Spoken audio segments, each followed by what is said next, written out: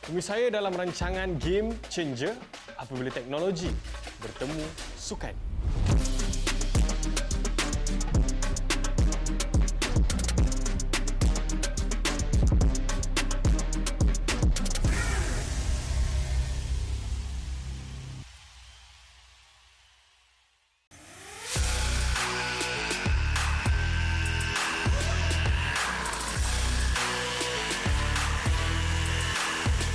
Hari ini kalau kita sebut drone, mesti semua akan pandang ke atas kan?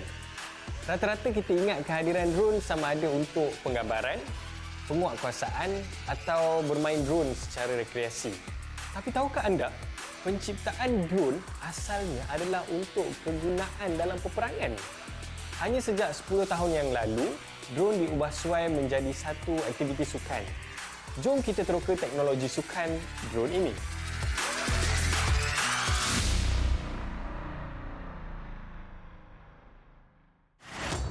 Bertemu lagi dalam program Game Changer bersama saya Haziq Safwan. Minggu ini kita akan meneroka topik mengenai teknologi drone dan juga e-games.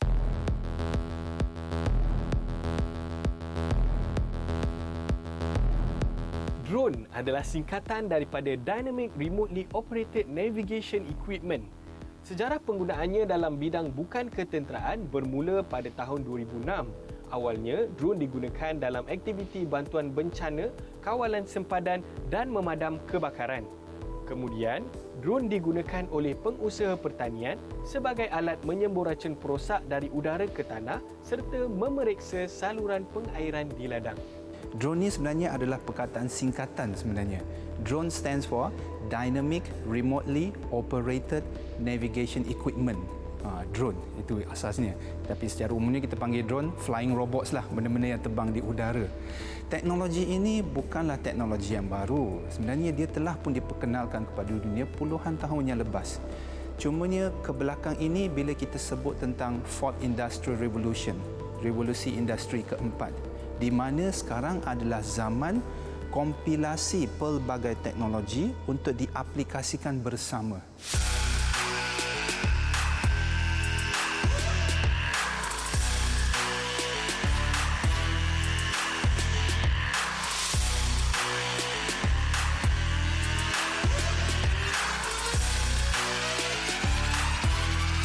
Drone race adalah pertandingan menguji keupayaan juruterbang drone menewaskan juruterbang drone lain dengan berlumba mengelilingi trek atau lapangan yang dibina khas. Di sepanjang trek tersebut, terdapat beberapa halangan dan pemenang dikira berdasarkan kecekapan, kepantasan dan kelajuan drone tersebut.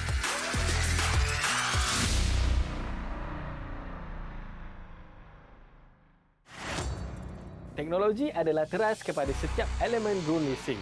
Daripada reka bentuk drone hinggalah cara imej video dihantar dari drone kepada juruterbang.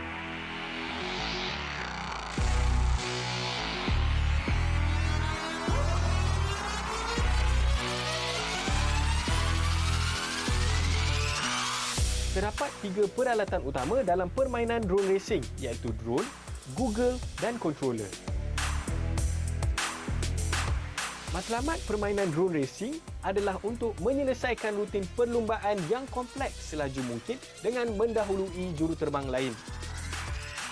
Contohnya kita panggil beberapa drone, 3-4 biji drone terbang serentak pada satu laluan landasan yang ditetapkan dan mereka buat racing. Macam F1 lah, macam kereta F1 kan, kita mampu tengok je sekarang kan. Jadi drone ni lebih kurang macam tu, dia ada track dia, kita dapat terbang, tengok siapa paling laju, siapa kedua, siapa ketiga. Akhirnya dijadikan sebuah sukan.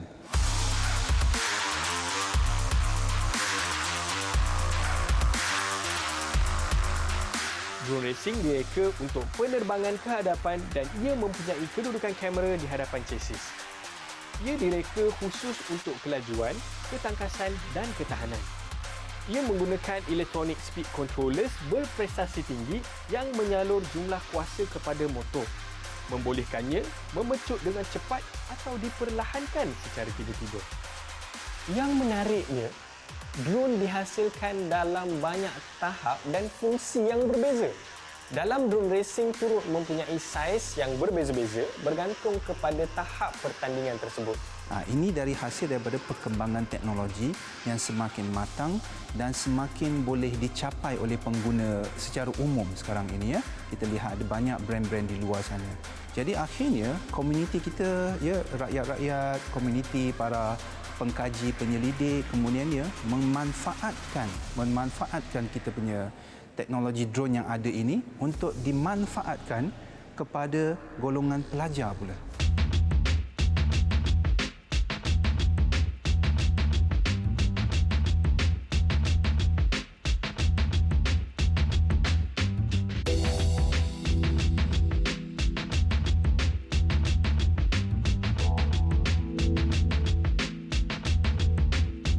Kita kena tahu sekarang ni, industri drone sedang berkembang pesat.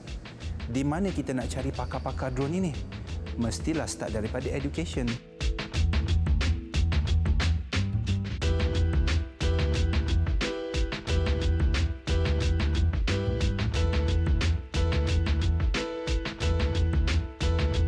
Teknologi yang digunakan dalam sukan drone merangkumi pengetahuan tentang komputer, programming dan virtual reality. Sukan drone bukan sahaja melatih pemain mengawal drone tapi juga membina drone sendiri. Drone yang digunakan bukan drone komersial pastinya yang digunakan untuk mengambil gambar. Atlet drone race mesti mempunyai kemahiran memasang bahagian-bahagian drone dan mengkonfigurasi melalui sistem komputer. Bukan calang-calang ya atlet sukan drone ni.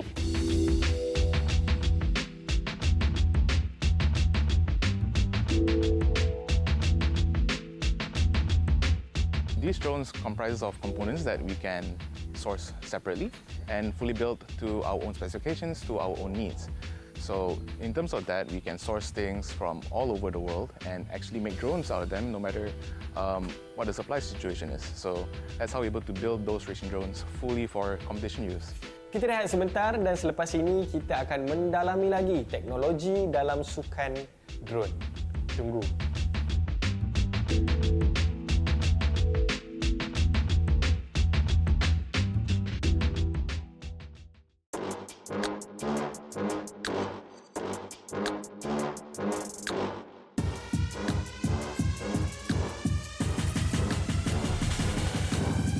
Penciptaan drone ni sendiri adalah satu teknologi yang sangat mengagumkan. Bagaimanakah sebagai pencinta sains atau pengguna teknologi, kita dapat merasai penciptaan itu? Drone ni sebenarnya terdiri daripada banyak komponen-komponen elektronik. Komponen-komponen elektronik seperti motor, flight controller, kamera itu sendiri dan juga peranti-peranti yang lain.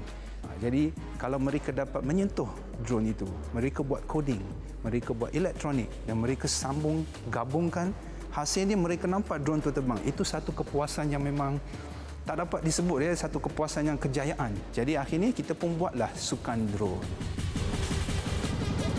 Sejak beberapa tahun kebelakangan ini, Malaysia mula membina pasukan kebangsaan untuk menyertai pertandingan antarabangsa.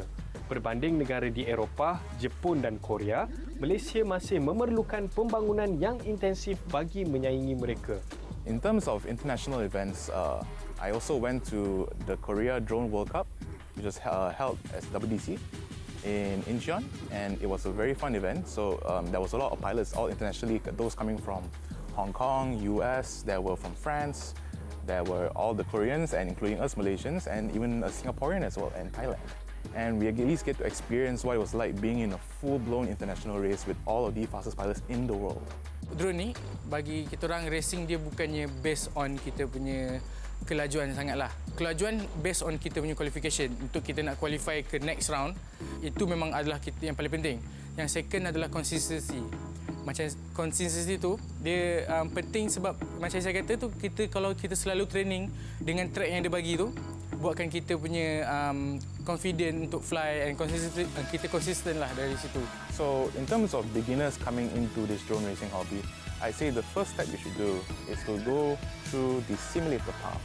So that's where you get a simple radio and you use a computer software or essentially a game like liftoff or Velocidrone, those sort of simulators that you can use to fully practice your ability for drone racing before you begin investing in actual drone gear. Syabas diucapkan kepada Ryan. Semoga berjaya dalam drone race di masa akan datang.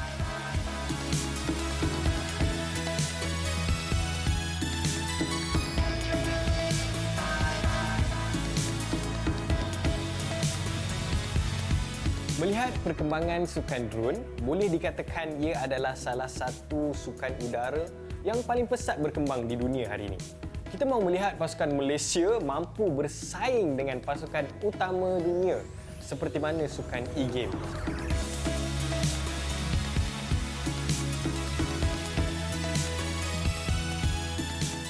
Dalam sukan drone, pemakaian set VR adalah salah satu komponen yang paling utama.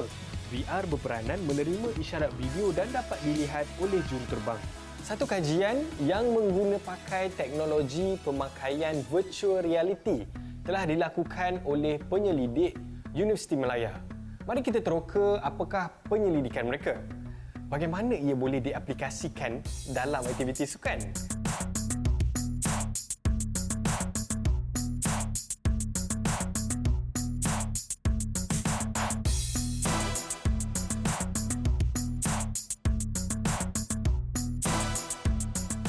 Umumnya, pesakit-pesakit ini mereka melakukan rehabilitasi di hospital menggunakan teknik konvensional ataupun tradisional. Mereka menggunakan alat ataupun kita panggil box and block test di mana terdapat satu blok besar dan mereka perlu angkat blok atau box itu dari satu tempat ke satu tempat yang lain.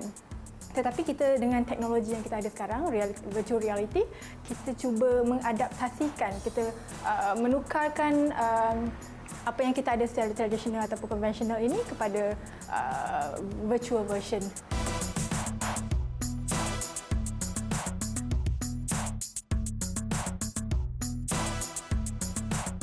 Idea mewujudkan rawatan rehabilitasi untuk atlet dengan menggunakan teknologi VR, virtual reality, bermula ketika waktu PKP dahulu. Oleh kerana atlet tidak dapat keluar ke hospital menjalani rawatan, mereka boleh melakukan aktiviti rehabilitasi sendiri di rumah.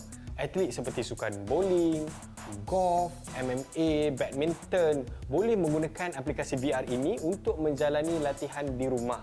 Bagi atlet para yang tidak mempunyai tangan contohnya, mereka boleh merasai pengalaman bermain sukan bowling dengan menggunakan aplikasi ini.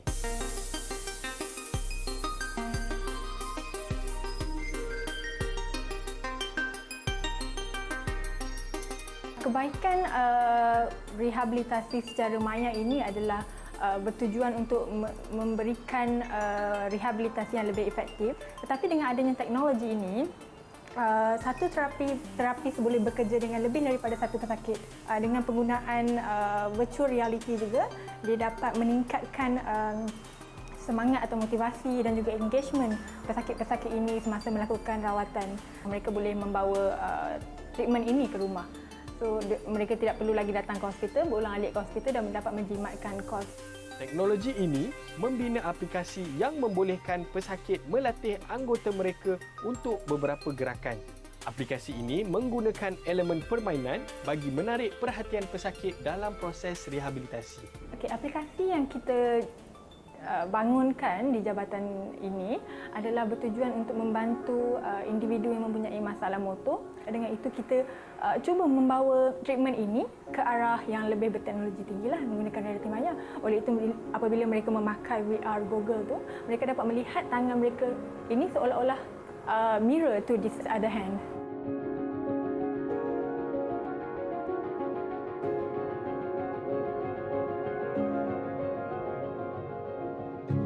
Untuk peserta amputee pula, untuk orang yang kehilangan tangan, mereka perlu memakai satu armband tu, kita panggil Mayo armband. Di mana armband itu dia track the movement of their masa dekat di tangan ni lah.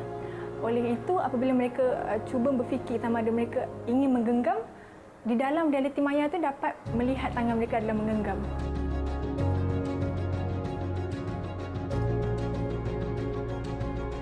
Untuk pesakit yang kehilangan anggota badan, mereka sebenarnya menggunakan aplikasi virtual reality ini untuk melatih mereka menggunakan tangan palsu myoelectric. So dalam virtual reality itu mereka melatih diri mereka untuk ambil dan letak, dan tetapi pada masa yang sama kita memasukkan elemen-elemen video games.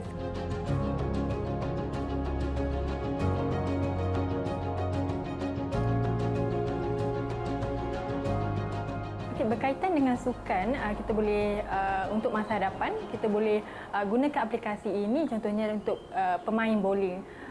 Contohnya mereka yang tidak mempunyai tangan, mereka boleh belajar cara untuk bermain bowling di dalam virtual reality ini. Manfaat teknologi banyak membantu meningkatkan kehidupan manusia, termasuklah dalam industri sukan. Kita berehat sebentar dan selepas ini kita teroka lagi aplikasi teknologi dalam sukan dalam rancangan Game Changer.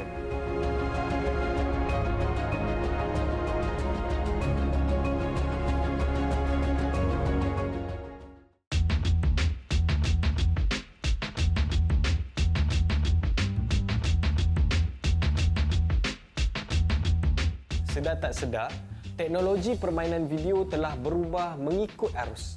Kalau dulu orang bermain dengan komputer, tapi kini kita hanya bermain dengan telefon bimbit saja. Percayakah anda pertandingan e-sukan terkini di peringkat dunia hanya menggunakan telefon bimbit? Inilah yang dikatakan teknologi.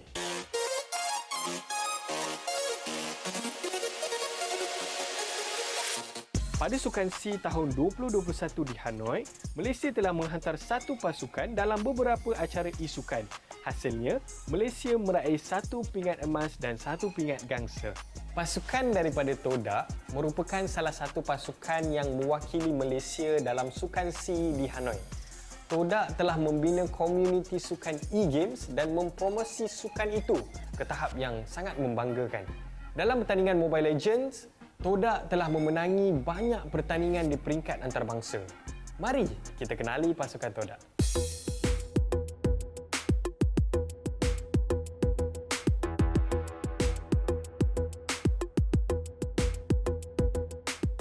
Macam kita orang pernah masuk MPL dah lebih daripada 5 kali dah rasanya. Kita orang pernah selama daripada MPL season 4 sampailah MPL season 10, kita orang pernah dapat champion 2 kali dan kita orang pernah masuk grand final sebanyak 5 kali. Menggunakan hashtag Kami Langgar, pasukan Todak bermula daripada komuniti kecil sehingga membentuk satu pasukan yang disegani dan mampu bersaing di peringkat antarabangsa. Sedikit kejayaan daripada pasukan Todak, kita memulakan kita punya permulaan di MPL ataupun Liga Mobile Legends Bang Bang, yang mana di Grand Final kita berjaya untuk mendapatkan tempat kedua. Kemudian kita tersungkur di tempat kelima, namun setelah itu kita kekal sebagai salah satu Grand Finalist dengan membawa berjaya untuk bawa pulang 2 kali champion lah di MPL. Dan pada masa yang sama, kita juga sentiasa menjadi Grand Finalist. Kita tidak pernah lepas daripada top 2 di dalam MPL MYSG dan juga MPL Malaysia. Kemajuan e-sukan banyak dipengaruhi apabila pasaran e-sukan berubah kepada platform telefon bimbit. Kini, semua orang mampu memiliki telefon bimbit. Maka, perkembangan e-sukan semakin rancak. Antaranya ialah Mobile Legends. Perbezaan yang besar yang kita boleh katakan yang paling jelas adalah equipment ataupun peralatan yang kita gunakan itu ternyata berubah daripada komputer sekarang ini lebih kepada telefon bimbit. Juga kalau kita dapat melihat daripada segi perbezaan yang ada adalah pastinya ekosistem itu sendiri. Dahulu kita tidak mempunyai allowance ataupun gaji yang diberikan kepada pemain. Sekarang ini sudah ada. Dahulu hadiah terkumpul mungkin dalam nilai yang sangat-sangat kecil, hanya beratusan. Sekarang ini sudah pun hampir lebih kurang 800,000 USD. Yang mana kalau kita tukarkan itu sudah pun 3.2 juta ringgit Malaysia. Walaupun sana sini kita lihat anak-anak muda bermain game, tapi hakikatnya tidak ramai yang mahu menjadikan e-sukan ini sebagai satu karier yang serius. Mungkin kerana tidak ramai ibu bapa yang menyokong jika anak mereka ingin berkecimpung dalam e-sukan, atau kita menganggap sukan ini tak boleh cari makan. Menjadi gamers berbeza dahulu dan sekarang. Jika dahulu, gamers hanyalah aktiviti mengisi masa lapang atau hobi tegar. Tetapi hari ini gamers boleh dijadikan sebagai kerjaya profesional yang menjana pendapatan lumayan. Ya, dahulu persepsi masyarakat terhadap personaliti gamers sangat rigid. Permainan tidak sihatlah, kurang aktiflah dan membuang masa. Namun hari ini, persepsi tersebut makin hilang apabila banyak personaliti contoh yang telah membuktikan bahawa isukan boleh dijadikan sebagai kerjaya profesional. Dalam bidang e-sport ni kita boleh dapat pendapatan yang banyak juga.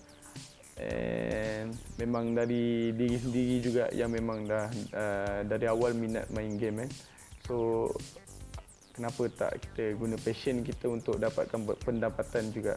Tak dapat dinafikan lagi isukan adalah sukan moden yang menarik minat golongan muda pada hari ini. Malaysia perlulah mengambil langkah segera untuk memastikan kita melahirkan atlet isukan yang kompetitif. Untuk itu, kita perlu melatih secara serius sejak umur di bangku sekolah lagi. Mungkin di Malaysia kita agak ketinggalan, tapi di luar negara telah ada sekolah isukan yang telah mengumpulkan kanak-kanak menyertainya. Siapa tahu, isukan mungkin satu hari nanti akan menyumbangkan pingat untuk Malaysia di Sukan Olimpik. Kita orang Todak MMAB ni kita orang punya target setiap tournament adalah of course champion lah. Kita nak target nombor 1. Dengan datangnya minat itu, kita dapat mewujudkan atlet daripada minat yang mereka gemari bermain tersebut. Jadi kita boleh katakan kenapa mereka bermain Mobile Legends adalah mulanya daripada minat. Sekarang ini menjadi satu kerjaya dan sekarang ini mereka adalah atlet untuk pasukan Todak dan seperti yang saya katakan beberapa kali sudah pun mewakili Malaysia dan kita harapkan satu hari nanti kita mampu untuk membawa pulang Piala Dunia. Saya kira terlalu banyak info yang saya dah kongsikan pada minggu ini. Jumpa lagi di minggu hadapan dengan topik yang lebih menarik dalam program Game Changer.